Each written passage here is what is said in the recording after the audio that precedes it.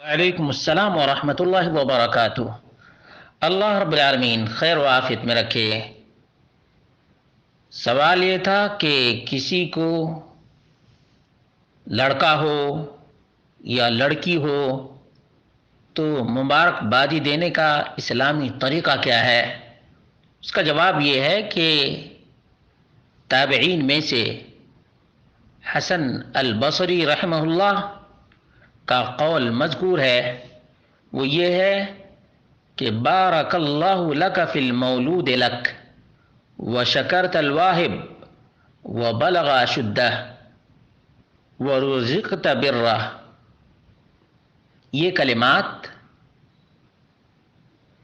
اس کو کہا جائے جس کو اللہ رب العالمین نے بیٹا یا بیٹی عطا فرمائی ہے، اور باپ اس آدمی کو اس طرح سے کہے اجزل اللہ ثوابک، اجزل اللہ ثوابک۔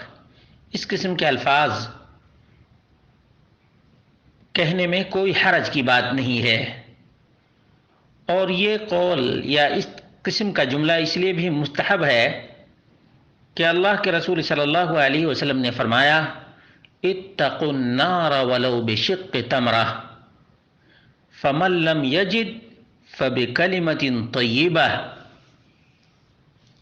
جہنم کی آگ سے بچو اگرچہ کھجور کے ٹکڑے ہی کے ذریعے سے کیوں نہ ہو، اور جو شخص اتنا بھی جہنم سے بچنے کے لیے نہ کر سکے وہ کلمہ طیبہ کہے۔